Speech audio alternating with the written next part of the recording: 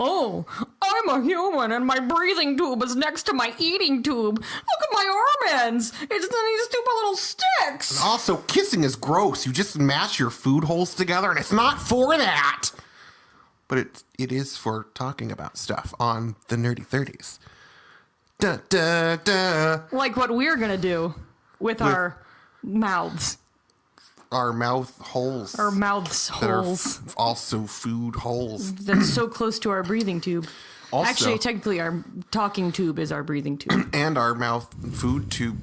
Yeah. They get confused a lot, like I just did with my drink, and keep coughing up juice. Yeah, I keep telling him it's blood, but he doesn't believe me. It's really depressing. But this is also a fun, happy episode about death. So, welcome to the Nerdy 30s, the podcast that proves you don't have to be a certain age to give up things you love. And I am Travis Harrison. I'm Erin Naoma. And those awesome quotes were from The Good Place. Which is a awesome new-ish sitcom. Would it be?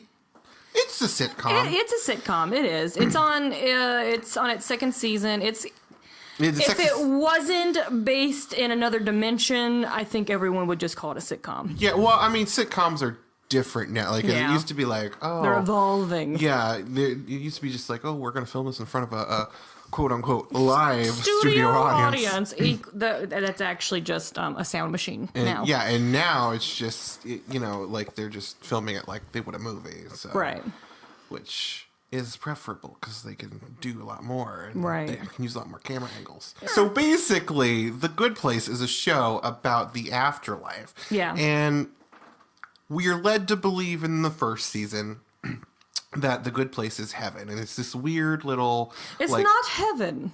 Well, it's the good place. It's the good place. Because it's multicultural, and just anybody Only one guy from got it right. any religion, as long as you're a good person, you go here. And it's like this weird little, like, almost, I would say kind of like a 60s suburb or something.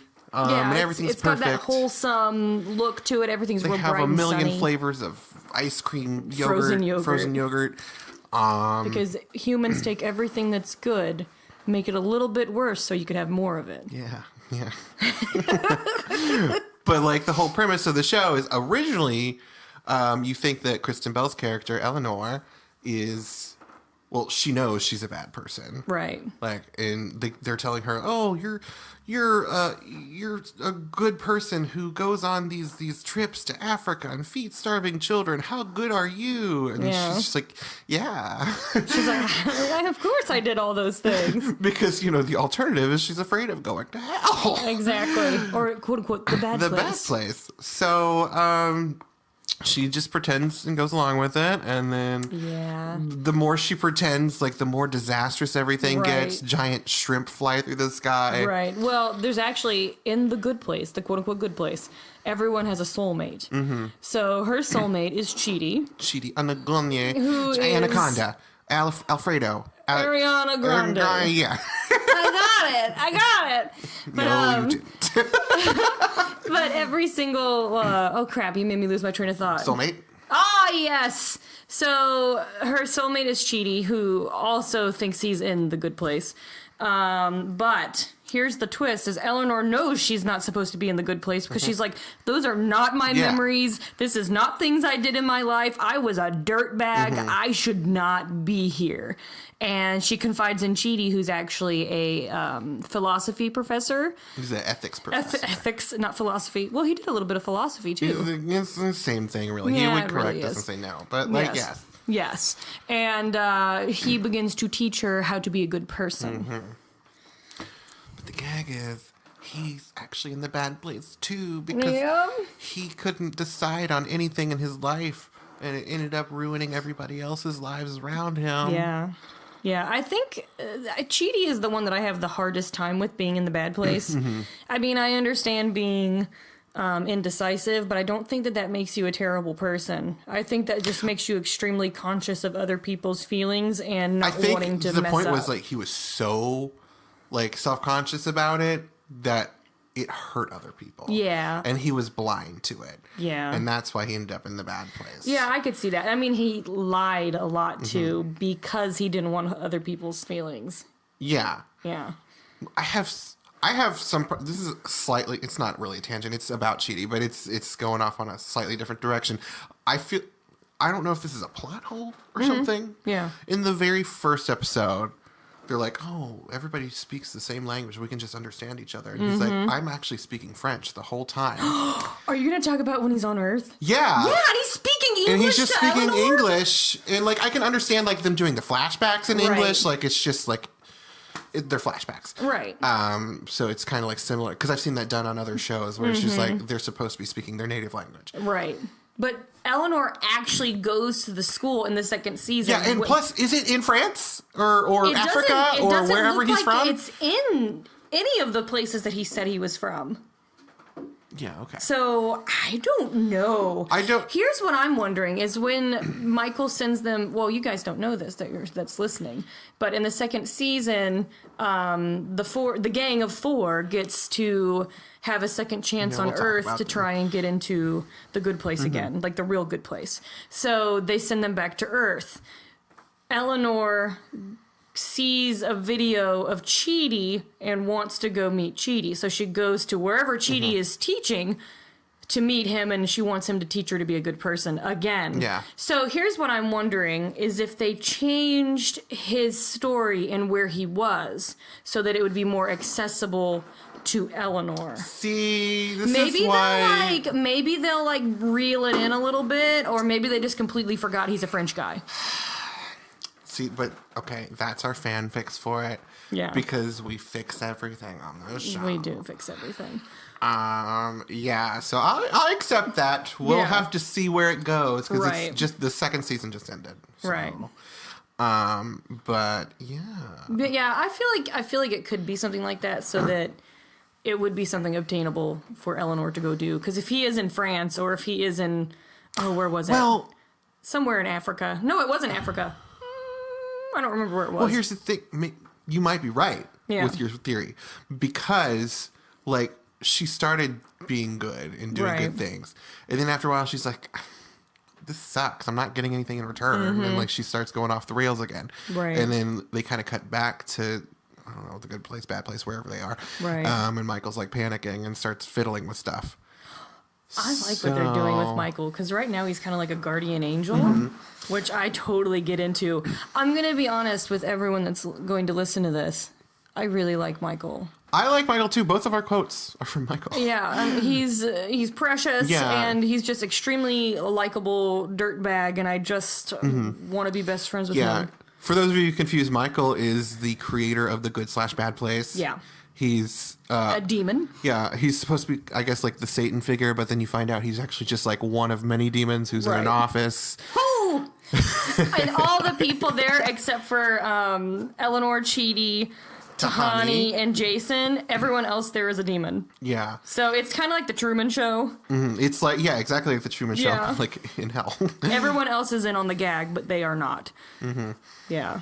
Yes, and he slowly starts to care about them because for a while there, like he's just panicking and wants to impress his bosses, and he keeps rebooting them, and they keep figuring it out. They're like, we're in hell. This is always the bad Eleanor. place. It's always Eleanor, except for the Except one for time once. when it's Jason, and he's like, Jason? Because Jason figured it out. Jason's like this cute, adorable, stupid Yeah. guy. Jason's the Peter Tork of the monkeys, in case you don't know what that is. Yeah, he's really dumb and precious. He's the Josh Chan. He's literally like he's the cute, stupid Asian.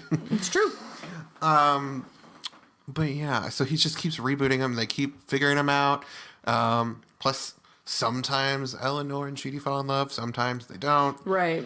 But there's still always Sometimes. kind of that tension. Sometimes Eleanor and Tahani. They haven't shown us, though. They showed us one time. Yeah, but they didn't show it. They just showed her, Tahani being her soulmate and like coming into the door like, hello. I was like, I want to Well, see you know what? Like, I've been looking at, because, I've been fiddling with, like, fan fiction and stuff. Again, Yeah. I've been looking up a lot. There's a lot of Tahani and Eleanor shippers. Oh, heck yeah. A lot. Eleanor says all the time that she's got the hots for Yeah, Tahani, Eleanor she said, yeah, she's be into it.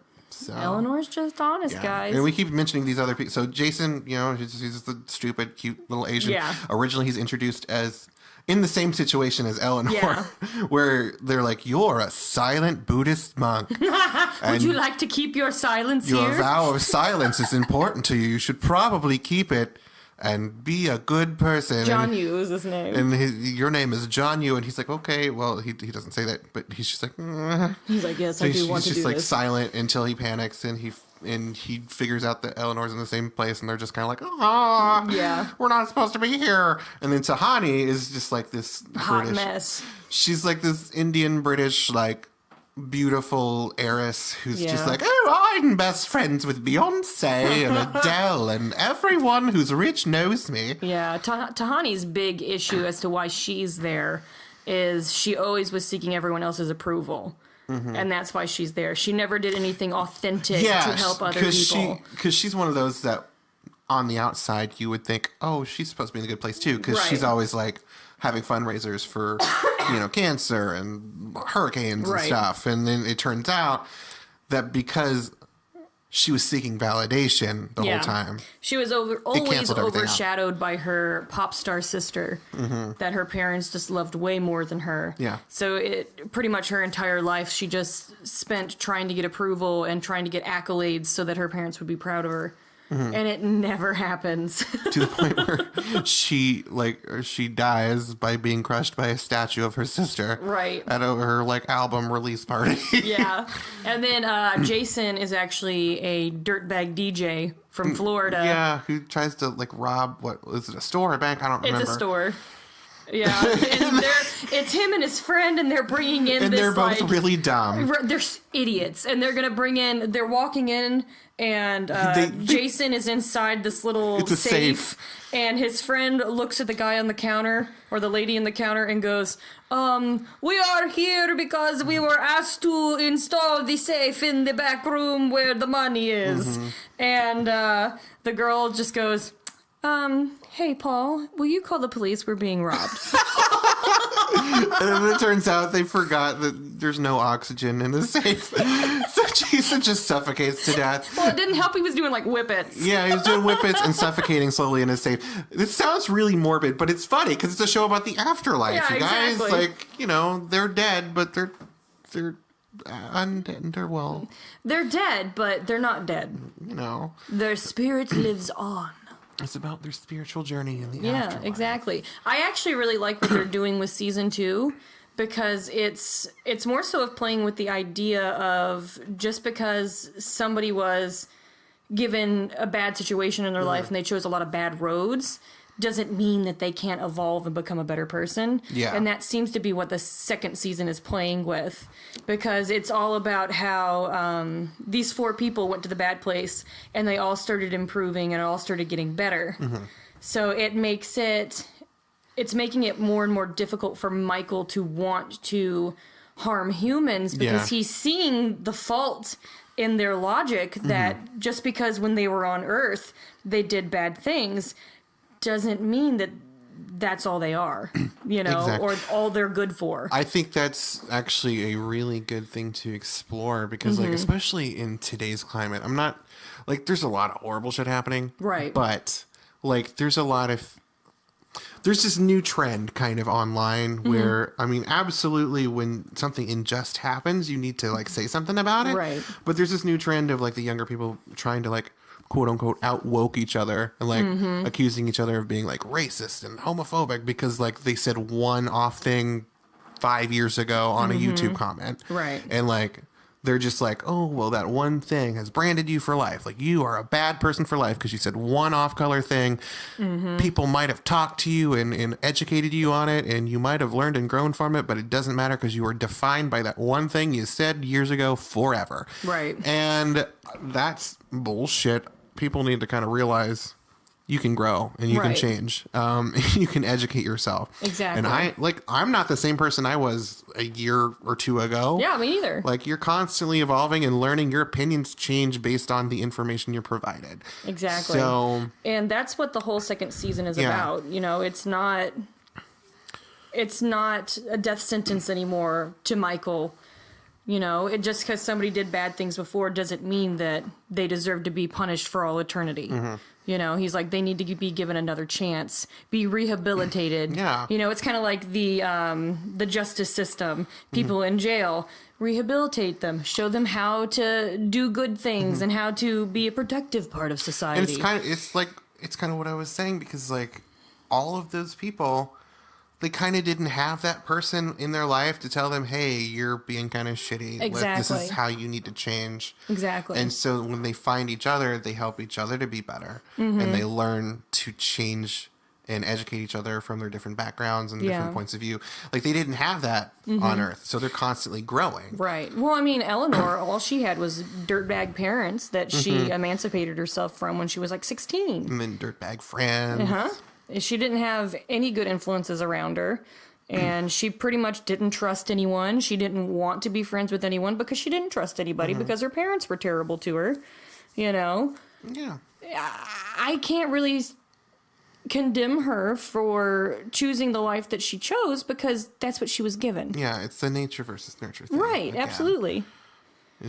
She just chose the best path for her because she's been proven time and time again she can only depend on herself. Right. And that's kind of another comment on our culture today, because like, you know, if you're born with certain disadvantages, you're going to turn to not so great things to provide for yourself or to, you know, make yourself comfortable or whatever, because you don't have access to those things. And there's other people, and they kind of they do show the other side of that, like with Tahani, where like she has everything, right, but she's still not happy. She doesn't have, you know, her parents' love. She doesn't have, so she seeks out. She does all of these other things for attention because she wants somebody to tell her that she's valid. Right. You know? And she never feels valid.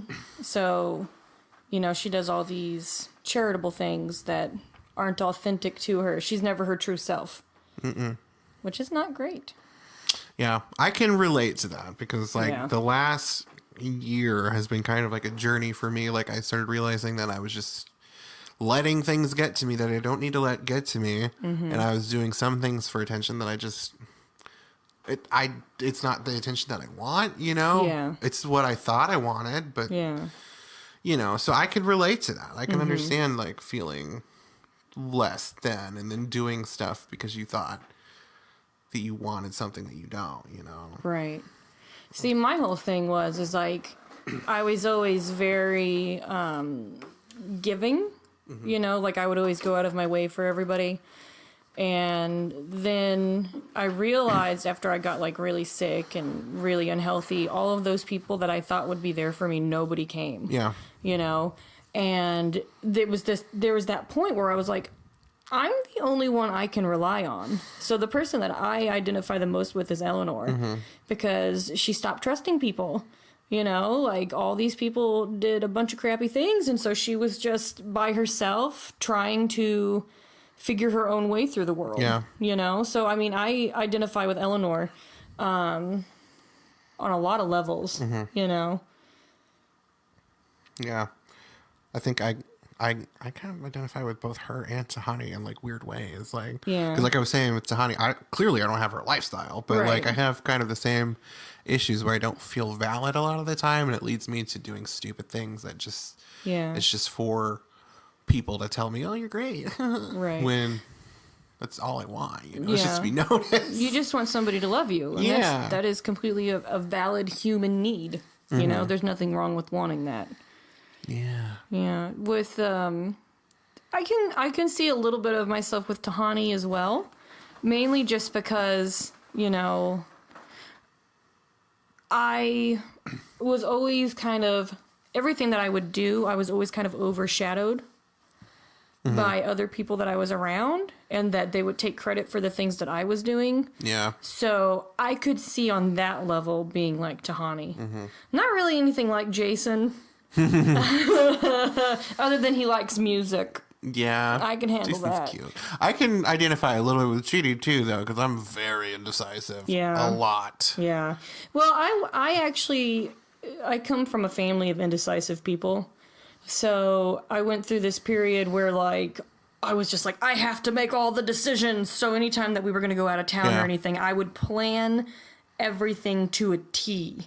Like, okay, well, at this time we're going to wake up and we're going to eat breakfast and then we're going to go over here. We're going to go over there, you know, because I got tired of sitting in the hotels and everyone just yelling at each other because no one's getting ready and nobody knows what they want to do. And I was like, why did you choose to go on a vacation if you didn't already have it planned? Yeah. So I started like going the complete opposite direction of Cheaty, where I was like, okay, everything has to be done and it has to be done well. You know?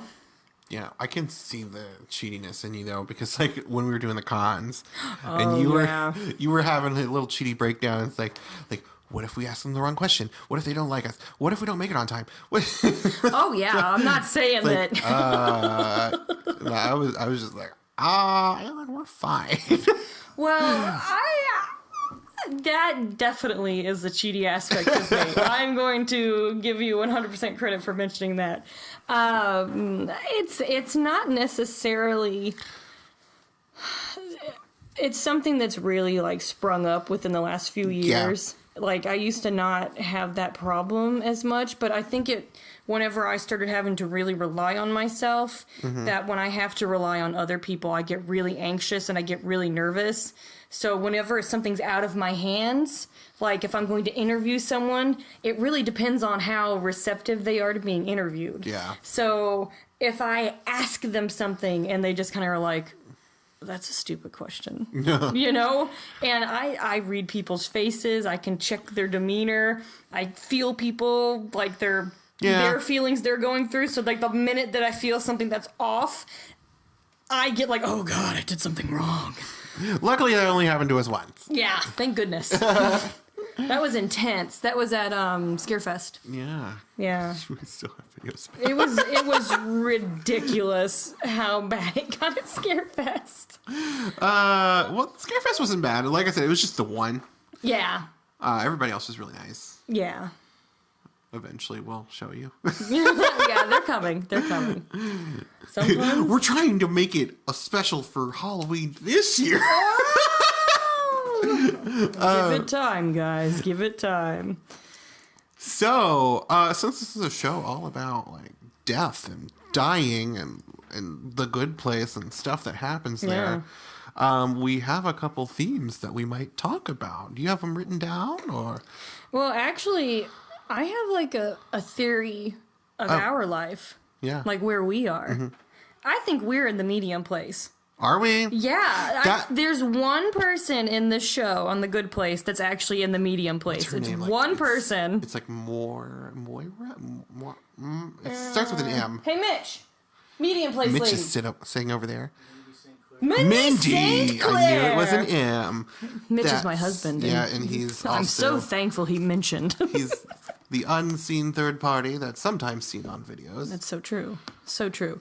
But yeah, she's in the medium place because she did dirtbag things her entire life, but then had one really good idea that saved a lot of people and she died. Yeah. So, she wants cocaine all the time. That's the only... Cocaine and sex. That's it. She's alone. She's alone by herself, so she doesn't have anything that's like a gratifying She has like sense. one copy of like a shitty movie from the 80s, and it's a specific movie, and Mitch I forget. knows it. Mitch! Cannonball Run 2. Cannonball Run 2! Mindy St. Clair is one of Mitch's favorite characters. She's a lawyer from the 80s who loves cocaine. And she's always wearing like 80s lawyer outfits. And anytime that anyone's around, oh, she's gross. So like we talked about how Eleanor and Cheaty got together and they were like, they did it a couple times. Yeah. Mindy St. Clair taped it in her secret tape hole. Because she's not a great person and She's she knows not. it, but she also has no porn and she wants porn. She's lonely. She needs love. Eventually they give her a boyfriend that's Janet's old boyfriend. We haven't even mentioned Janet. Derek. Oh, Janet's amazing. Janet's the best character on the show. Janet is so good. So Janet is like, to me, she's kind of like the God character. Janet is like... she can create life. She knows everything. She's everywhere all the time. She's like if that Google Alexa or Siri was given a body. Yes, absolutely. Like literally, because like whenever they're like, "Hey Janet, can you get us a pizza?" And she's like, "Sure." Sure. And then she just like pops up a pizza in her hand or something. She's pretty amazing. She knows everything. Like, they use her like Google. Yeah.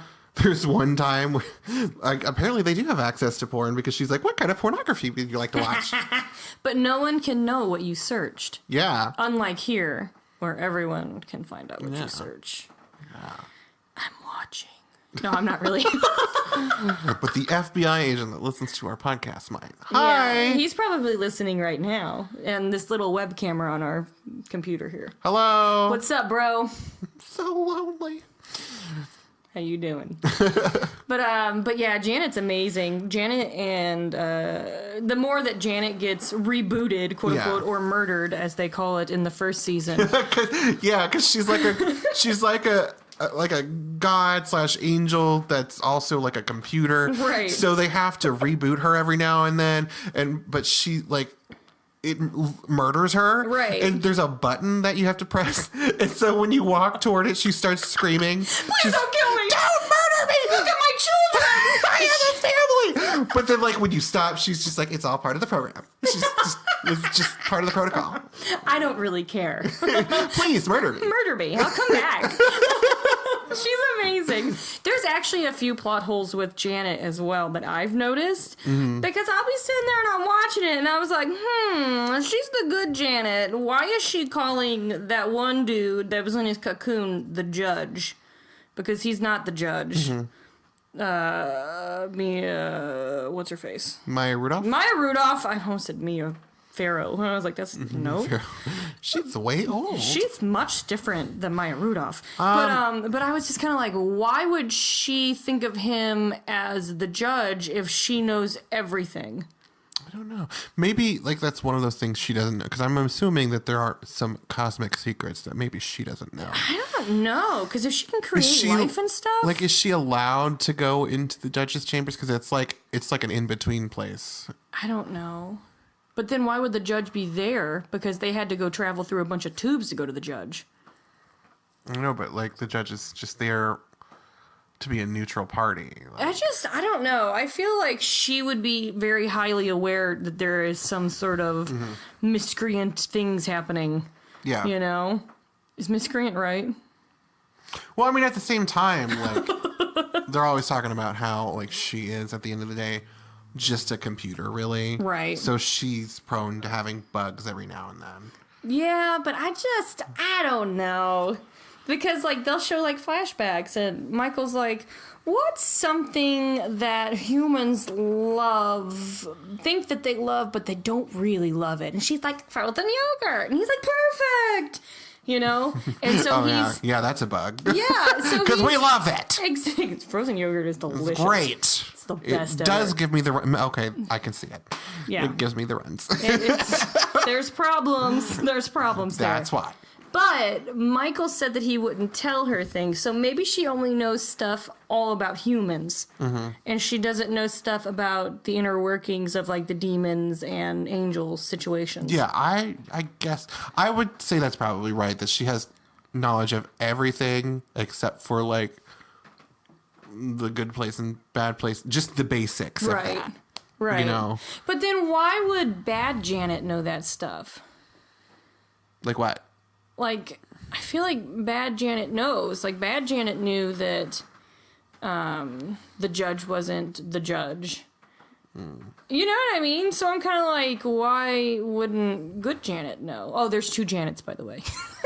Yeah, so there's one for the good place, and she's a nice, like, polite Siri type character. Right. And then there's There's bad one for the Janet, bad who's always on her phone, and she has, like, this weird blonde snooky hair. And she calls everyone a And fat she's dink. just like, smell my farts. Meh.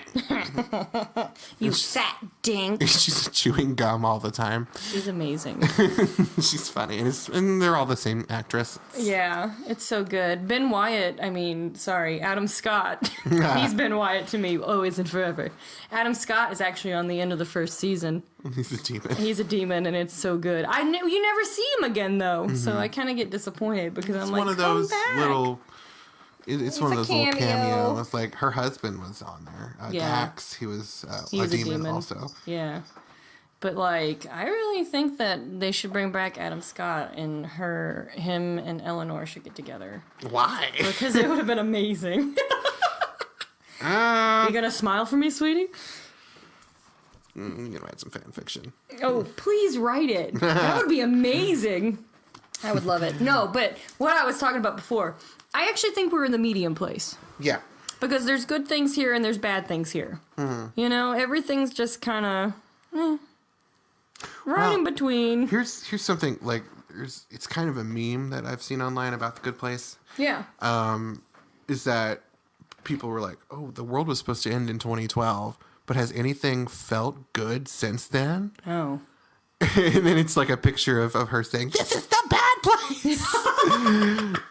I love that. That actually, yeah, I could see this. But, like, seriously, I feel like maybe on some level we could continuously keep living in the medium place until we figure things out.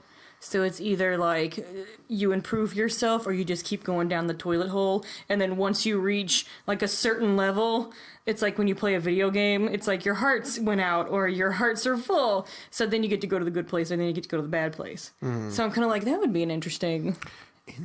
I know. Like I was like, huh. And it would also kind of bring in reincarnation where like there's all kinds of little kids out there that have stories of past lives that they remember.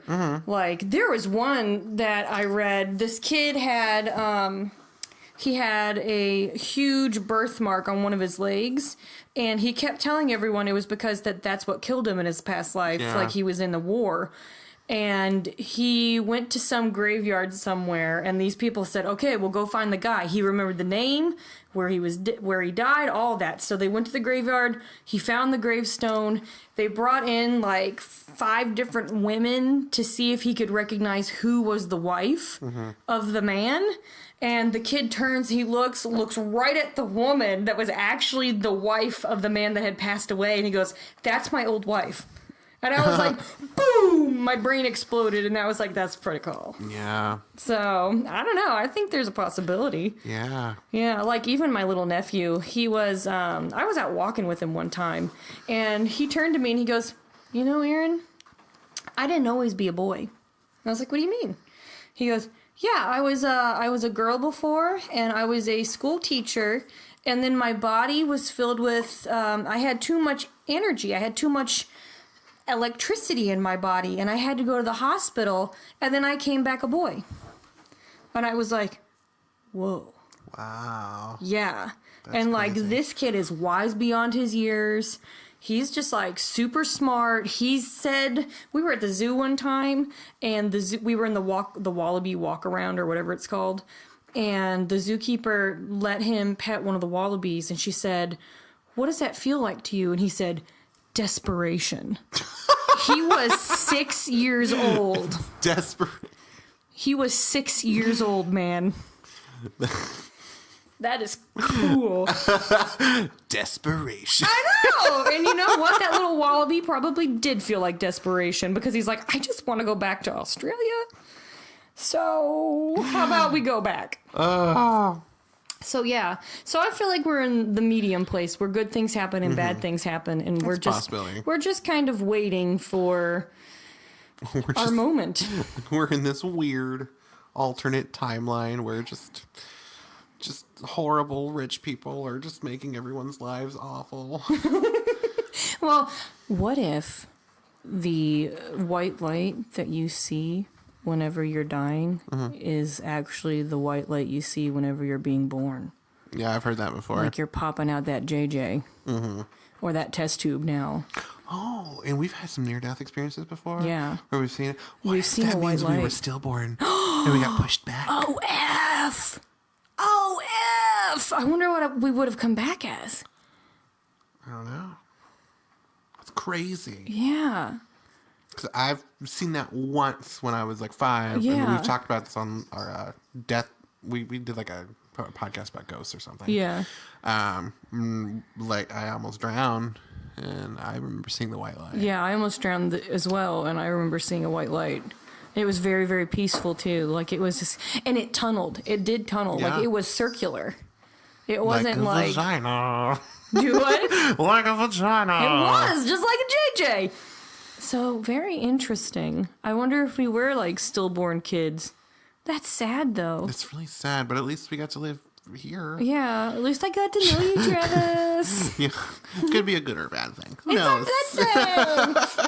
But no, I think that's interesting. You know. Interesting. Yeah. Interesting. Yeah, and then I think like, you know, when you finally get that full heart or that no heart situation, then, you know, you're just kind of like this energy that just kind of dissipates and goes around in the world, you know? Yeah. You know what I mean? Like, I feel like that could be pretty interesting. Yeah. So if you could pick, this is a morbid question, if you could pick how you could go, Yeah. how would you want to go? I actually really hate this question. I would probably want to be at home, probably with, you know, loved ones. Yeah.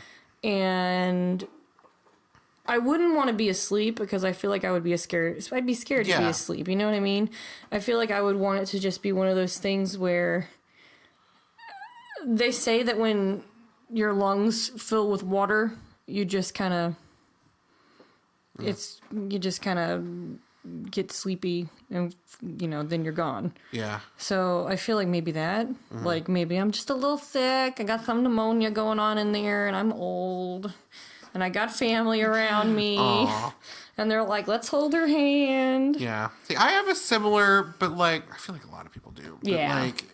Like that's part of why I get so depressed sometimes. Because I'm just like, you know, I'm homosexual. I have no plans of having children. So like, Right. who's going to be the person that takes care of me like That's that? 100% my is- fear too, because we don't plan on having kids either. So, mine is a little more dramatic. It's the same, but more like extra because I'm a homosexual. Yeah.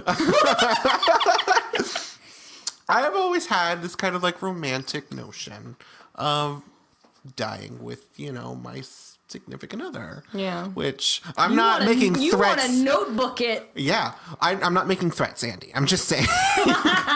But like, you know, you always read these stories of like, oh, they're in their 90s and they've been married since they were just out of high school and they died holding hands just minutes apart. And it's just like, that's so sweet. It is really so sweet. sweet. And like even if it's like tragic and like, you know, they died in a car accident, but they were together. Right. You know, it's morbid and weird to think about, but like there's a reason that despite it being a messed up thing, Romeo and Juliet is still like considered one of the greatest romances of all time, even though like they were teenagers that knew each other for like 3 days. Yeah. Yeah. But like, you know, it's just this weird romantic notion of, you know, at least you're not dying alone. Like you're with that one person that you trust the most, you know? Right. See, I think my thing is when I'm old, I don't want to be in a nursing home. Yeah. And I don't want to not be able to function. Yeah. You know what I mean? Like, I have a lot of health issues, so I'm always just kind of like, will that be my future? So I always get a little nervous. Well, I mean, like right now, know? like I'm dealing with my health issues and like Yeah. I have to depend on my family for some stuff, and I'm just like, this sucks. Like Right. I feel like just useless, and Right. like I can't imagine when all of my functions are just gone. Mm-hmm. Like I can't imagine what that's gonna be like. Exactly. So Well, like, just being on bed rest for 4 months and not being able to move, it really opened my eyes to a lot of things. Yeah. And, like, it made me realize that there's only a certain number of people that will be around when you are like that. You know, because the people I worked with, they didn't call me. They didn't check on me. They just wanted to know if I was coming to work. Oh. Yeah. And they let me go because I couldn't do it. And when I emailed them to tell them what I found out from the doctors, they said, "Who is this?" And I was like, wow, okay. Nice of you. Great. Yeah. So, I don't know. It was just one of those moments where I was just kind of like, these people that I thought cared, I guess, didn't care. Yeah, I didn't know about all that because we were having an awkward moment. Yeah. Things happen. Yeah, it was just a personal awkward moment. It lasted about a year. Yeah. But it's all good now. It's all good now. Yeah. But yeah, it was pretty bad. And like the only people that I had really that were there at that moment were my mom, Mitch, and my dad. Mm-hmm. And that was it. And then my cats, of course. Oh, yeah. They were like, "Mommy, you okay? I lay on your belly." And I was like, "This hurts my back, baby, but okay, go ahead. Please stop. Please. But don't leave." Exactly. Just lay next to me. But yeah, it was pretty bad. Mm-hmm. It was, yeah. Anyway, it's eye-opening, and it tells you to not ruin your health for a job. Yeah, which is 100% what started happening to me, because I accepted a job at Amazon just because I wanted to.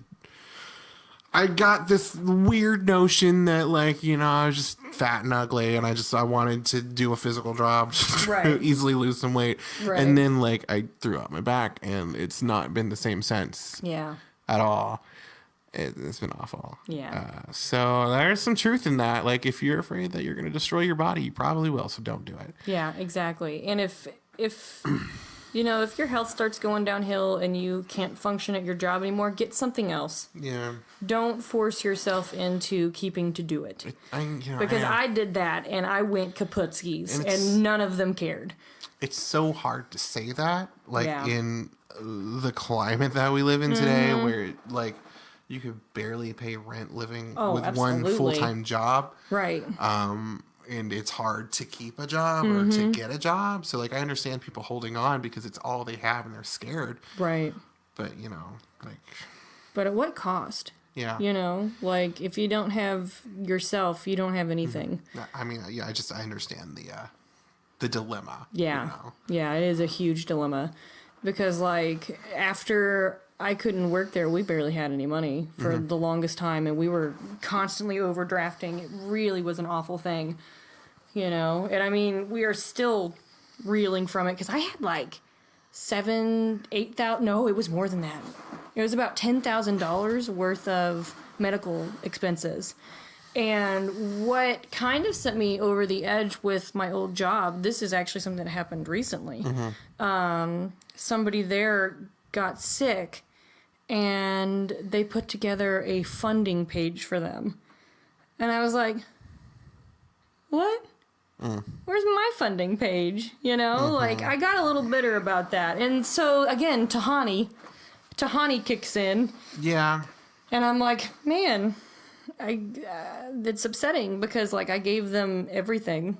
You know, I gave them my health. I gave them a lot of my money, because I worked with kids, and you don't get funding for things. Yeah. So, I don't know. It was great. Great. It was so much fun. Yeah. Yeah. Let's bounce back from the sadness. The sadness of depression. Yes. Depression, sadness. It's a fun show about death. Wait. This could actually be interesting. When were you Eleanor? Like, what are you talking about? What part of you in your life made you Eleanor? Because I just said what made me Tahani. One of the times I was Tahani. When were you Eleanor? Or Jason, or Chidi, or Tahani, any of them.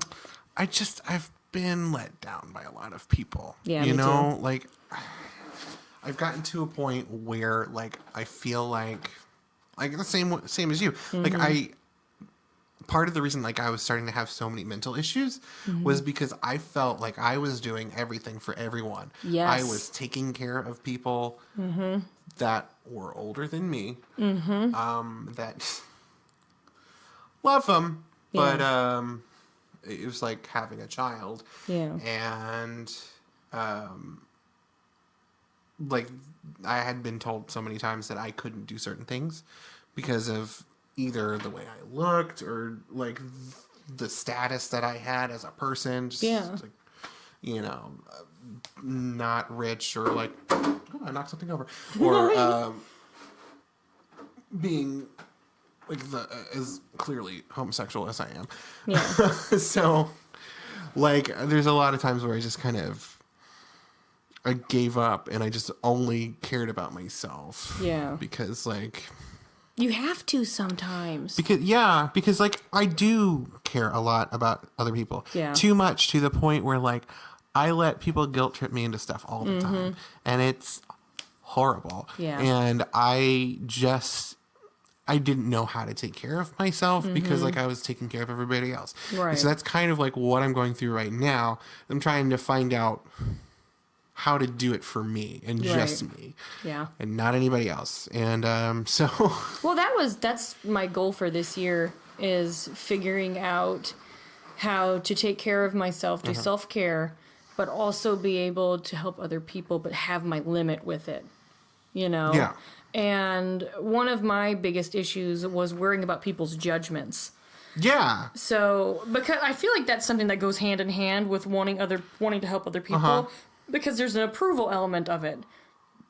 And so, like, you get to these points where if you don't feel like you have approval for somewhere else, you go even more above and beyond for them. Yeah. So I feel like this whole year has just been like, set my limits with other people. Know that I can't do everything. Know that no matter what I do, there's always going to be somebody out there that will judge it, no matter what decision. So that's actually why I got my nose pierced. 'Cause you're a rebel. It's not even that. I always wanted to get my nose pierced, but I was always afraid of what society or people around me would think about it. Yeah. And I was just sitting there and I was just like, you know what? No. This is something I want to do for myself. This is going to be part of my self-care and my little reminder to stop worrying about what other people think. Yeah. You know? I'm the same way because like I feel like I let people down in a way because like when I was younger, like I was this big theater kid, and, like I had so much shit going for me, and like I could shoot for the stars, and then like suddenly I just lost all confidence in myself because I had some people telling me that my dreams were not a valid choice and I needed a backup plan. So I just panicked. You can't hear it, but I rolled. So I just panicked and like I just got a normal person job and I just started working like an adult, and like I stopped doing things that I liked or cared about because I wanted approval from people. Like I wanted people to think of me as an adult, and not as like this stupid kid with stupid dreams. Yeah. You know? I think getting to the 20s and the late 20s, I think we have to stop and realize that being an adult doesn't really have set standards for everyone. Yeah. And I feel like we put that standards on ourselves because we see what people on TV do, or people on the news do, or what our family did. But it's going to be different for every single person as to what being an adult is. Yeah. But then you always have people that are trying to enforce that on you. Exactly. Sometimes they're close to you, and it just feels like you have to behave a certain way because you want their approval and you want their validation.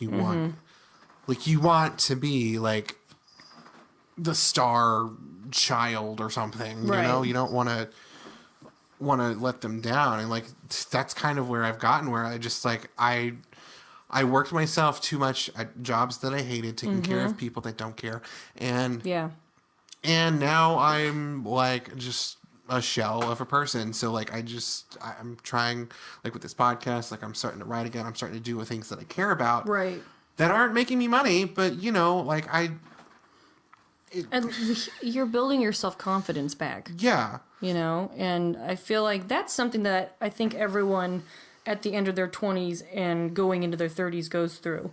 Because I think there's like this breaking point where you're like, wow, by this time I'm supposed to have my crap together. Yeah. And I don't have it together yet. I think it's also because like I actually read this online the other day. Yeah. It's because we're judging our standard of life right now the way it used to be like 20, 30 years ago. Exactly. And like... Oh, that's 100% right. And that's because like, you know, back then you could work one job, maybe even part-time, and you could still afford to have a life, maybe buy a house, do adult stuff by the time you were 20. Right. And now it's just like, you know, you'll be 30 years old, have no money, barely pay rent, might have to move back in with your parents because shit's hard. Yeah. Well, the U.S. and a couple other areas that are like us, a couple other countries, are one of the only places that the children actually move away from the family. Yeah. You know, and maybe that's something that we need to look on again and maybe think, let's just build onto our house instead. That you know? goes with have an apartment in the back. Yeah, that goes with what the thing that I read was like, because we're still judging standards of what it used to be when the economy was like really great, like a couple decades ago. Right. Before that, it was the norm to live with your parents until you were like 40 because, you know, that's how do you afford it otherwise? I know. You know? And then, you know, after the wars and everything the economy got booming, then it was possible to just move out right after high school. Right. And then that became the expectation. And now we're judging, or at least, especially the people that were able to do that. Right. Are judging us harshly about it. Right. It's... Well, I don't even know if they're judging us harshly. I think we think they are. Maybe. I don't know. Because, like, it's just society in general. It's them, it's us and wanting to please them. It's what the media tells us. It's just a vicious circle of bullshit. Yeah, it really, really, really is. And it's interesting because on this show, I feel like there's a little bit of you in each one of the characters. Yeah. Because, like, Eleanor doesn't trust anybody. Not trusting people is, like, a huge deal with so many people. It's human nature now because, I mean, there's so many flaky people. Everybody's just on the internet and everybody's trolling each other. Yeah. So on and so forth, you know. And then Tahani wanting approval. I don't know anybody that doesn't want approval, even when they say they don't, you know.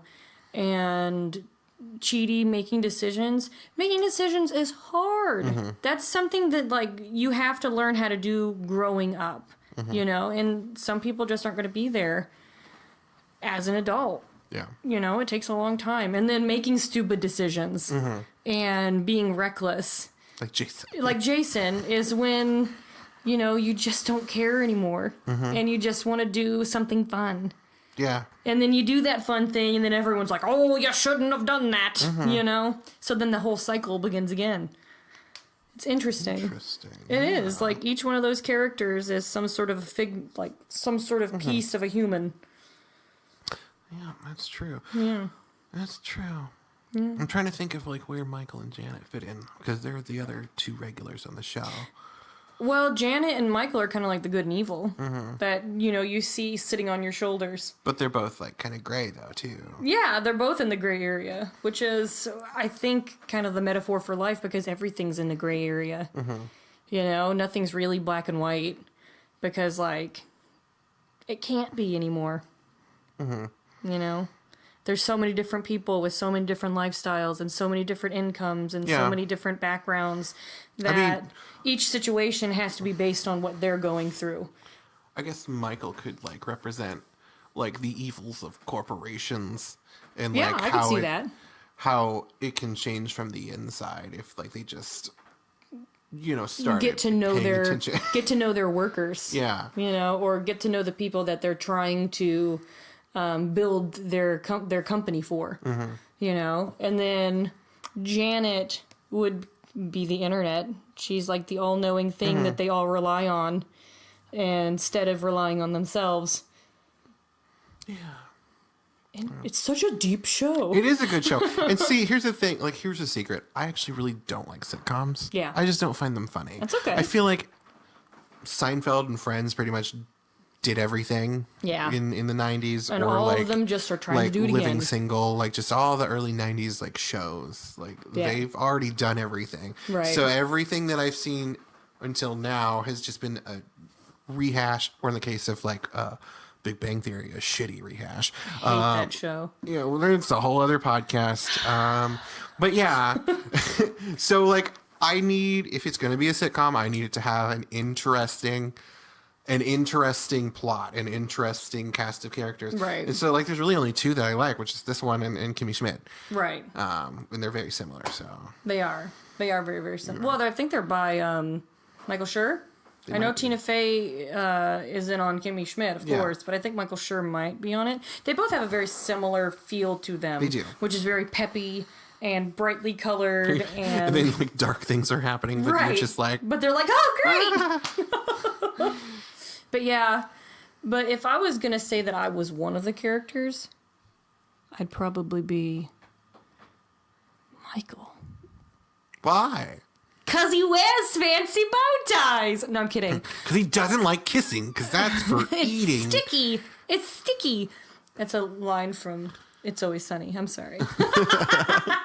All right. If you were one of the characters, like if I was going to choose you as one of the characters, I would say you're Mindy St. Clair. That's who I would say Because for I'm you. in the middle and like, I like cocaine. No, I would say that you're I've Mindy never done St. cocaine, by the way. He has not. I would say you're Mindy St. Clair because, you tried to do good. Mm-hmm. You know what I mean? I think you're a little bit Eleanor, too. Yeah. No, I take it all back. You're Tahani. Yeah, I think you're like Tahani mixed in with Mindy St. Clair. I feel like Tahani represents all stages of my life just mashed into one character because like the whole like, oh, Beyonce's my best friend. Like that's like totally me high school, early 20s. Yeah. Like that's me being flashy and trying to impress people. And then like just her private side where she's just sad all the time because nobody validates her. That's me like now. Yeah, totally. Because I started saying those other two and then I was like, no, he is Tahani. Yeah. Who would I be? I've got to think about it. I want to say Chidi, actually. Just look at my hair. Who am I? You want me to say No, Eleanor? I don't know. Like, I keep going back to Chidi. Chidi? Okay. Because, like, he wants to do good. Yeah. And, like, he's always, like, trying to bring out the best in people, but he's very indecisive and very insecure when everything's said and done. Right. And sometimes his indecisiveness causes him to miss out on things, which we've had conversations about before. That is true. So that is very true. Yeah, I could see it. Yeah. I could see it. I can see my nervous ticks being very cheaty. yeah. Because like I do get stomach aches. I do get severely nauseous when I get really nervous. So yeah, I can see that. And then I can see Chidi and I can also see Eleanor. But a little I think Eleanor's too cool to be me. it's like I don't know. Like I feel like my outward appearance to other people would be more Chidi. But I feel like my inward appearance is probably more Eleanor. Does that make sense? Like, not appearance, but my... Like, what Eleanor, though? Like, when I say... before she dies, and she's like, yeah, fuck you, man. No, I would say, like, the sadness of Eleanor. Yeah. Because Eleanor feels alone. And she feels like she doesn't have people she can rely on. I feel like all of the characters feel alone for different reasons. Right, that's so true. I feel the reason I say Eleanor is because of the relying on people things, where she's like, I have to do it. I have to do everything myself. And then for Chidi... Sorry, go ahead. Oh, he had an idea. I do have an idea. And then for Chidi, it's the nervous tendency and trying to do good, and then you bring in the Eleanorness, and it's trying to do it for everyone and trying to not rely on anyone else. So there's those two. But yeah, I agree. Yeah, I'm probably Chidi. Also, I have great glasses. Yeah. I'm not wearing them right now because I don't want to wear them. They're Damn not it, stylish. I don't want to wear these. I don't want to wear my glasses. No, I just kind of like, going off of what I said, like it kind of clicked with me. I was like, that all the characters are lonely for different reasons. Yeah. And that's why they ended up in the bad place, because their issues are mostly motivated by loneliness or like their other people's views of them. Right. And even like Michael and Janet are changed when they get somebody to be friends with. Yeah. And so like they become better by not being alone anymore. Yeah, exactly. Aw. It's so nice. And like that's why he brought them together down on Earth in the second season. Because he knows that them separated, they're sad, they're lonely, they don't have a motive for their life. And they're going to do desperate things that will probably be questionable. Right, exactly. But then when you bring them together, they have a camaraderie. Camaraderie. It's so hard for me to say without doing that accent. Vibrations. They have a kindred spirit next to them that also feels alone and feels like they messed up in their life and like something's missing. And they find that little missing piece in each other, you know? Oh, It's like nice. It's like a little puzzle, and they all, you know, they incorporate each other's weaknesses and strengths into making a boy band and a girl group. You're going to have to die again for the puzzle to be complete so they can get Michael and Janet back. Oh, what if Chidi and Eleanor start dating on Earth and then they do what you wanted, where they die together? I actually hope they don't stay alive too much longer. Yeah. Because I feel like that's part of the charm of the show is just like this weird, whimsical look at the afterlife. Right. It's real ADD. Yeah. It jumps around a lot. So, like, I kind of... It sounds horrible to say, but I hope they get killed off very early.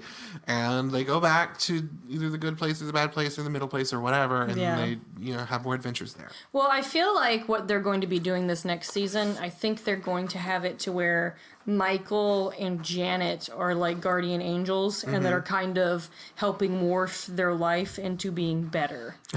Like a whimsical, like, sitcom version of Touched by an Angel where they're just like, I am the paper boy. Right. I'm Michael. Well, Michael came back as a bartender. I know. So, and I mean, he did it whenever, I always want to, Maya Angelou? No. we watched that earlier. Maya Rudolph. What's wrong with me? Oh, man, when her name came to my head, I was like, that's not right, girl. Don't you say that out loud. And I said it out loud anyway. It's fine. It's part of the charm. But it is part of the charm. But anyway, so they had to wait for the judge to not be there. See how I went around it that time? Because I was going to say Maya Angelou again. It's fine. She actually played Maya Angelou a lot on SNL. So. I know, and it confuses me. There's a skit where she does Maya she does Maya Angelou as a like a little old lady playing pranks on people. It's like a hidden camera show. And like she shows up and she's like, surprise, it was a prank. And everybody, and like instead of being mad, they're just like, oh, it's a pleasure to be pranked by you, Maya Angelou. Thank you. Thank you so much. I've ordered 500 pizzas for a prank. I would be friends with that Maya Angelou. Yeah. I would. Ooh, that's good. Actually, I'd probably be friends with the original as well because we're both Maya Rudolph. Poets. Yes, her as well. Huzzah! Everybody named Maya. Yes, even Maya. Maya, the R&B singer from the 90s. Yes. You can come too. Just start a girl band called the Mayas.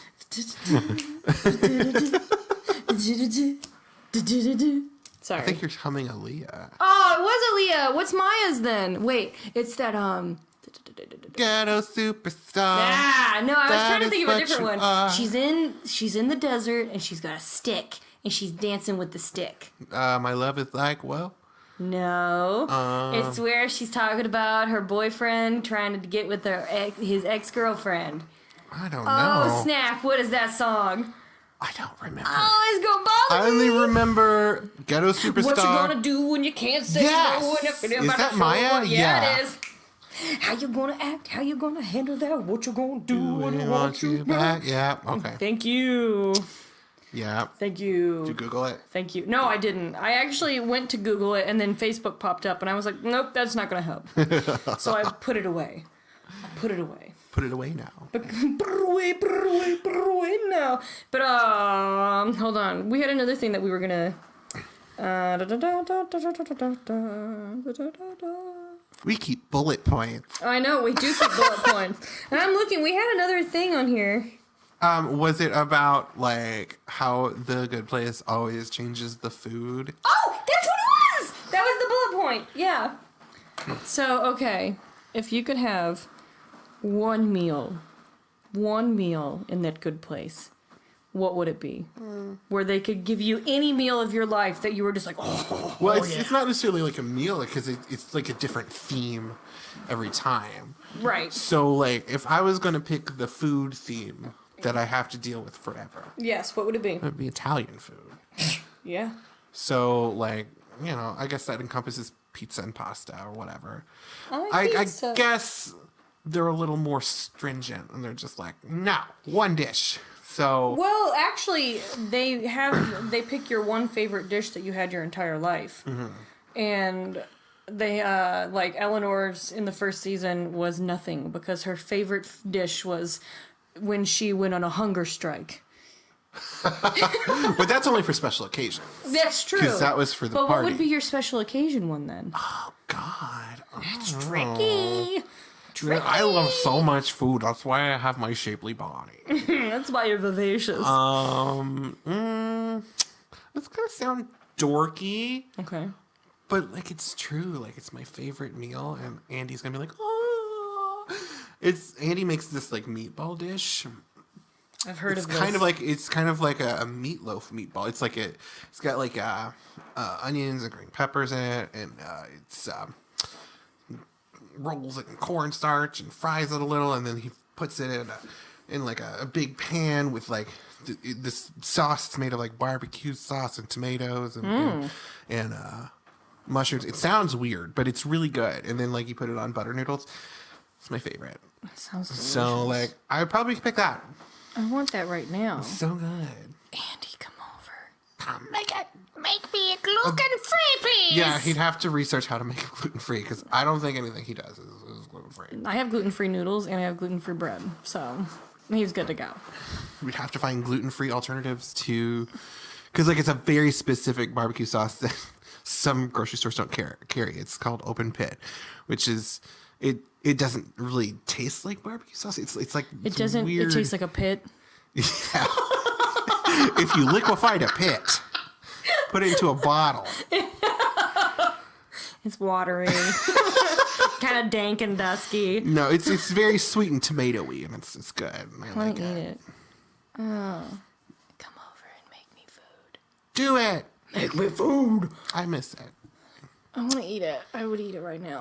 I might actually make pasta noodles with butter all over it for dinner tonight. It's great. That It's a sounds good idea. delicious. Probably gonna go home and make my my fancy ramen, Ooh la la. which is just like I buy a bunch of shrimp Yeah. and boil it in the ramen water, and then put a bunch of hot sauce and like some vegetables in it.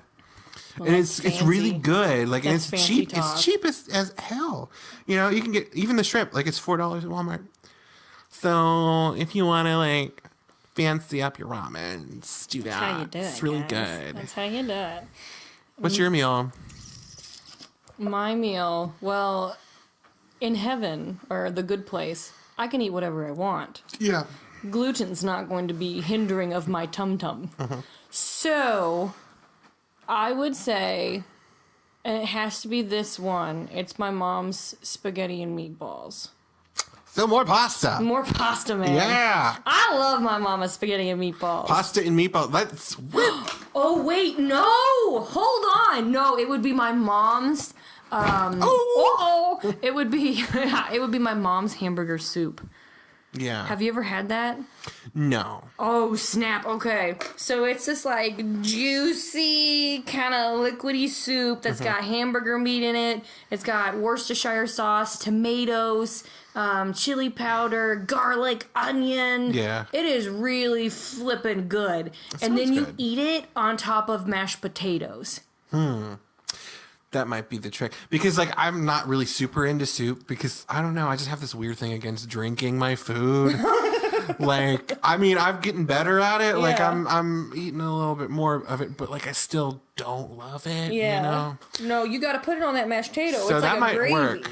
It's like a gravy. Because I remember like when my grandma used to make Salisbury steak. No, not Salisbury steak. Oh, I love Salisbury steak. It was a steak where you have to beat the meat, and then there's like a bunch of tomatoes and stuff that goes on. I forget what she called it, but then you put the drippings on mashed potatoes. It's really good. I just love mashed potatoes. Like, love them. I friggin' love them. Me too. And then also probably SpaghettiOs and meatballs because I ate those all the time when I was a little kid. Yeah. I can't eat them. I can't eat them anymore. I want those SpaghettiOs and meatballs. It's fine. They don't hold up. You're not missing anything. No, I guarantee that I'd be like, because I recently found out that I can do certain things at Taco Bell, and it's like a loco taco, and it's like a Dorito taco. Yes, Doritos Loco Taco. I can have that freaking thing as long as I substitute out the beef for chicken. Okay. It is so delicious. Yeah, I love the Doritos Loco Taco. I would eat it I'm right surprisingly underwhelmed by the ranch ones. Oh, really? Yeah, because they have the ranch and they have the nacho cheese. I don't know if they have the spicy ones still, but they have the other two, and the cheese one's the best. Yeah. Well, I got really addicted to it for a few days because this is like a recent discovery, and I ate Taco Bell for like 4 days straight. I mean, who hasn't been on that bench? It's fine. You're just a normal member of society now. Thank you. And then I was like, oh gosh, I have to kick this habit. So I went online and I bought their like spicy chipotle sauce. And then their ranch sauce. Like that's like the Chipotle is like kind of like the ranch type thing. Oh yeah, I love it. That and stuff then is so good. They sell their hot sauce at the store. Oh, which I would just lick it. I just drink it myself. Like I don't even need to put it on anything. It's really good. Yeah. One time I ate so much Taco Bell. Sorry. No, that's the appropriate response to this story. I know where this is going. It's a pre-laugh. So, like, it was years ago when I worked at the chicken factory. So we got off work. We went to Taco Bell. Bunch of tacos. And then I got home and I took a shower and like I didn't feel like anything was wrong. Yeah. But then I sneezed. Luckily in the shower. So it just went down the drain. But I looked down. This is so gross, and I'm sorry for anybody that's listening that's attracted to me or anything. Stop eating right now. Because you're not going to like eating. this. But I looked down and like it was like it didn't digest. It was like full beef. It's so gross and it's so weird, but it's a true story. If I have like wheat, I will have situations like that, but it's filled with blood. It's so much fun. No, I did that for like 2 months straight after I got home from the hospital because they had me on a bunch of blood thinners. Yeah. It was awful, and it looked like the end of Carrie every time I went to the You're like, I'm done. I did. I cried. I called my doctor. She was just like, just keep an eye on it. It's probably the blood thinners. Yeah. Yeah. Well, I mean, you have hemorrhoids, don't you? Yeah. This is such a great podcast. Poop and beef and hemorrhoids. The good place. This is that should be our image for the podcast is like the good place poster, but with like in quotations, poop and beef and hemorrhoids. /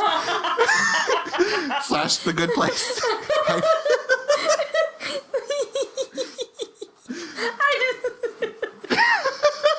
is why it's the medium place.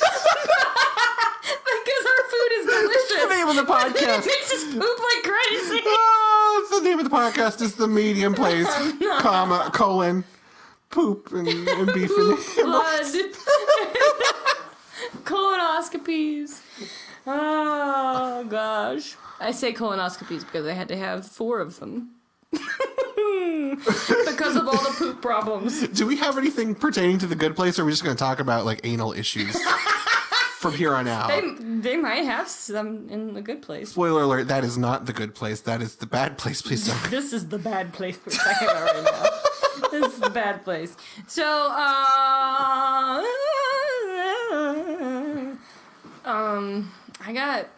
I got nothing else.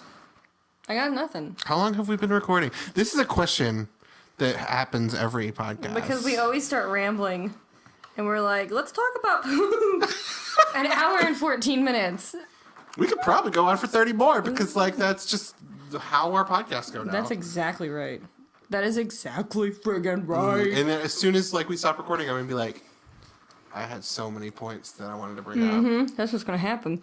Wait, what do you think's going to happen with Tahani and Jason on Earth? Are they going to get together? like they have Eleanor and Chidi? Or are they all just going to, like, miraculously meet at some point? I don't know. Maybe. Like, maybe because, like, her sister's a musician. Right. He finally gets his big break through her sister or something. Right. Like, they cross paths that way. That would be cool. Or, like, she's on some rich person thing in Florida. He's from Florida, right? Yes. I think. Yeah. I had an idea. Okay, so Eleanor goes to meet Chidi. Chidi is friends with Tahani's sister. Yeah. Because she does all those things for, like, charities and stuff. And he's, like, an ethics philosophy person. So there could be a link there between him and Tahani. So they go to a gala. And then maybe Jason's there, and it's in Florida. And Jason's there being a dirtbag, trying to get his DJ CD demo to Tahani's sister. But then Jason's not being any better. He's not. He's not. But he needs the other three to get better. He does. Although, did Jason ever actually get better? I think he might just be he's a little too oblivious. Yeah, I think they really... Because all the other characters... I love Jason so much. I do too. All the other characters They've evolved everyone else. are evolved, and Jason's just still the same. Yeah, and they've actually made him more stupid. Like, they've made him dumber. Does that Yeah. make sense to you? No, it does. Yeah, and I'm kind of like, why would he be getting dumber hanging out with all these smart people? Or maybe that's why we think he's so dumb. Because we're seeing him with all the smart people. Maybe that's, like, if they do stay on Earth for a while, that's going to be his storyline. Is Yeah. that, like, he starts realizing that everybody else around him is really dumb. Yeah. And that he starts realizing that he's smarter than he thinks he is. And Maybe that'll be his thing. I hope that is his thing. Because Yeah. they need to evolve that character. And get him away from just saying one-liner weird things. You know? Like the non-sequitur joke. I mean, like, I love it. Yeah, I love it, but I want him to be a bigger Yeah. character than that. Well, I mean, like, and I feel like the end goal is getting them into the good place anyway. Right. And, like, at current time, Jason's not going. No, he's definitely not. So I think they definitely need to evolve that character. Or, like, maybe they can still keep him stupid. But, like... Make his heart nicer. Yeah, that's exactly what I was going to Where say. he Like, helps people. yeah, makes decisions by his heart, but he's still real dumb. Yeah, You know? exactly. Maybe it's more so of I don't want to do that because that's going to hurt that person. Instead of, changing his intelligence. Changing his book emotional intelligence. Emotional intelligence. Yes. Yeah. It keeps his book intelligence the same. Emotional intelligence is different. So, there. Great. That's what's going to happen with Jason. And then, Tahani is going to get back with her sister and her mom and her dad.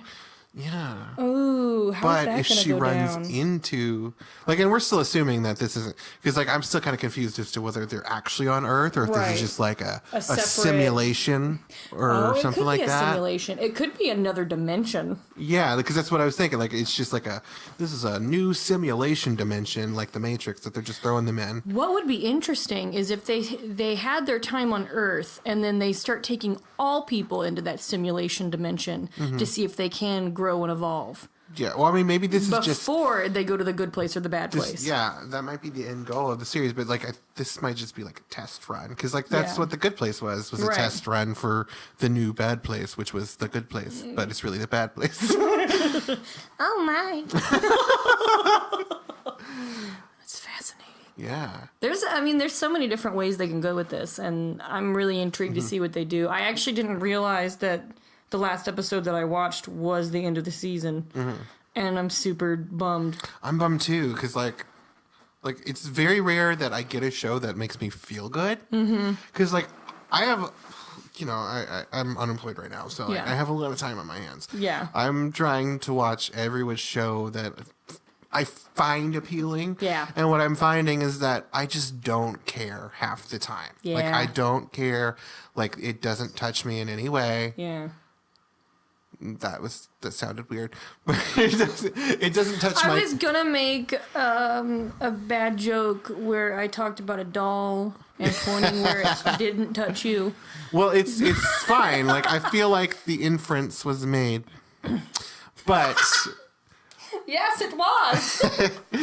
but like I said, like it's just nothing's touching my heart about a lot of shows. It's just Yeah. like a lot of shows feel just like They're hollow. they're hollow. There's They no morality to them. paint by numbers. It's just like, Yeah. hey, this is what's popular. Let's make this. Right, exactly. And- And that's why I liked this show. You know, like I don't want to pick on them, but like Yeah. I am aching for a new, good like supernatural drama. Mm-hmm. And every time, take a shot. Every time I try, I keep comparing it to Buffy, and I'm just like, this sucks. Buffy did it better. Well, there was an emotional depth to Buffy. Yeah. And the characters grew, and the characters were interesting Mm-hmm. and dynamic, and it wasn't all just the same Mm-hmm. story over and over again. Supernatural. Yeah. What? Who's gonna go to hell next? At this point. Which angel's gonna come down and destroy the world? But see, at this point, like I'm invested in Supernatural, and I'm just like, this is trash, but I'm gonna watch it. yeah. I'm gonna watch it. And I think that's how most people are. who goes to hell, and I'm gonna see if they ever decide to make Mm-hmm. Dean and Castiel accidentally kiss. And You won't be upset. they actually announced that 14 is gonna be the last season. Finally. Yeah. And it's like, I hear about 5 seasons too late. I think it's because of the Scooby-Doo episode. I understand. They're just like, we're just gonna jump the shark They are here. trying to make a spin-off season with like Jodie and her girls, Yeah. which would be cool. Are they gonna die like the first episode? Or? It's just a backdoor way of getting more supernatural. Like they die in the first episode, and then Dean and Sam show up, and they're like, Oh man, I gotta fix all this again. Well, what would be interesting is if they actually started like maybe their own school for hunters. that'd be cool too. And they were like just in the background of that show, Yeah. being like, "Oh, well, here I can help you See, with this." I do a lot of like I write a lot about that kind of stuff because Yeah. like Buffy is like my first love of like horror like drama. Yeah. And so like I'm obsessed with the Horror idea. drama comedy. Yeah, I'm obsessed with the idea. Plus, like X-Men, so I'm obsessed with Yeah. like this idea of like just this academy of people that are trained to do this stuff. Yeah. And so like I write a lot of stuff about that, and like I do online role play, which is just kind of like you're co-writing with other people, and like the one I'm doing now is basically revolving around this institution of not academy, but like hunters that just. Like they're trying to stop apocalypses from happening while, sexy things happen inside the academy because, they're young and It's a bunch of people on the internet yeah. at home alone. But like what I was saying before is When I roleplayed on the internet, it was about NSYNC. In Sync. Thank you. You did briefly on Second Life as True Blood. I Oh, remember I that. did. That was I remember awesome. that because I gave you some free stuff. Yeah, I actually made myself. Oh crap! What's her name? Sarah Newland. I made myself Sarah Newland, and I got her together with Eric Northman. It was pretty amazing. It's great. Yeah, she came over and she was talking to Eric, and she was like, "I'm so sorry for what my husband did to you and your people." See, that's another show I can't get into. It's not that good. I try to get into that. I try to get into Vampire Diaries. Yeah. I'm trying to get into Shadowhunters, which I want to like because they Yeah. have a primary two of their main characters are gay men that are just Cool. like one's a hunter and one's a witch, and like That's they're an cool. interracial couple because the witch is Asian, and it's like I like that. Yeah. But everything's so boring about the rest of it. It's just Well, I think the problem is everything is just melodrama now. Yeah. Melodrama after melodrama. Nothing really has anything to do with emotions anymore, and I feel like that's why nothing makes us feel good when we're watching TV. Like it feels like Everything's empty. They're just like, okay, like people really like spooky It's stuff just like cash Twilight, cows. and we're progressive now, so here's some gays. Right. Exactly. And they're based on books that are apparently really popular, but like Mm-hmm. it just doesn't feel. I can't get into it, and I want Yeah. I want to so bad because there's some cool ideas there. Well, television, anything, television, movies, books, everything that I have to watch or want to watch has to emotionally evoke something in me. Yeah, And if it does not do that, you just tune out. I tune out. I don't watch it. I turn it off. It just doesn't do anything for me. You know? So, I mean, that's one of the reasons why I really wanted you to watch The Good Place, because it emotionally invoked things in me. Yeah. Because I was like, wow, I actually want these people to have good things happen to them. You know, because Like, they're realistic and they're not hollow and they're 3-dimensional versus being flat. That's why I like it. That's why I like all the shows I like. That's why I like Buffy. That's why I like RuPaul's Drag Race. That's why I like iZombie. Because it feels like when you're watching an episode, you're hanging out with your friends. And Real this people. is just a thing that's happening. Even though, like, maybe there's vampires or there's giant shrimp or something. Like, you're invested in these people. Right, exactly. So. And that's what makes the show, not the special effects in it. People will get bored with special effects. I know. Interesting characters is what's going to keep people coming. I know. You know, and that's what's going to keep your show going. So, good job on you, Michael Schur. Good job. Good place. Good work. Good show. Good job. Michael Schur, he's one of my favorites because he also did Parks and Recreation. Which feels like a similar show. But I just, like, it's one of those shows that was on for a while. Yeah. And then, like, I get really intimidated about those shows because I'm an all or nothing person. Right. And so I don't want, I'm so like it. scared of, like, investing time in Right. something, but also I feel like I don't have enough time. But the gag of that is I have all the time in the world right now. Oh, watch So- it with me. You'll enjoy it. Like, I absolutely Maybe love we can that do show. separate podcasts, like, just about Good Place Rewatch. Good Place Rewatch? Not good, well... Oh, Parks and Rec. Parks and Rec. I absolutely love it. I think you'll really like it. Because Ben Wyatt is in it. Amy Poehler's in it. Well, Ben Wyatt. Adam Scott is in it. Amy Poehler. Aziz Ansari. Oh, crap. I can't think of Ron Swanson's name. It's not going to come to me. Ron Swanson's in it. And his wife. Mr. Malloy. Megan Mullally. Megan Malloy. Mullally. She's in it as well as his ex-wife, Tammy. Sidebar, I'm a homosexual and I don't like Will and Grace. I don't either. Like, I was actually very disappointed. And, like, in that I'm not show. trying to be like that gay that's, like, trying to be like, oh, I'm a special snowflake. I'm Yeah. special because I don't like the show. It's just, I don't know. I've never really got it. Mm-hmm. Like, it just feels, like, very, like, gentrified, like, rich white gays. And I'm just like, You're like, that's not really me. You didn't identify with it. I didn't identify and with that's them. okay. Like, it felt like the type of gays that were marketed towards, like, rich older white ladies. I just didn't really feel that. Yeah. You know? Well, you weren't in that space, you know? Yeah. I'm trying to think of what else Michael Schur did. He did The Office. Yeah, it makes sense. He did Brooklyn Nine-Nine. Yeah, people love that show too. I love it. It's so freaking good. Yeah. Have you seen it? I haven't, but you know, like, I'm a huge fan of SNL, and I know Andy Samberg's like the lead. So. Yes, it is incredibly funny. We, Mitch and I... There's lots of gay characters on it, I know. Yeah, there are. There are. And they're actual real people. Like, it's not just, like, the whole stereotype thing that you see. Yeah. Like, the what is his name? The head cop? The head cop? What is that called? Constable? And what? Is it a constable? Not a constable. No. I just remember that because that was my line in Titanic. A constable! I want to be a constable. Well, your character died, so... He did. He never got to be a constable. That's sad. Which is really sad. very sad, but it's a reality that many of them had to deal with. Terry Crews is in it as well. It's just so funny. What is his name? A captain. It's a captain. What the F, Aaron? It's a captain. Captain Holt is his name, and he's so serious and dry. He is my favorite character. I belly laugh at this man. Belly laugh. And he's married to some white guy that's like a lawyer or something. And he's just so good. It's so good.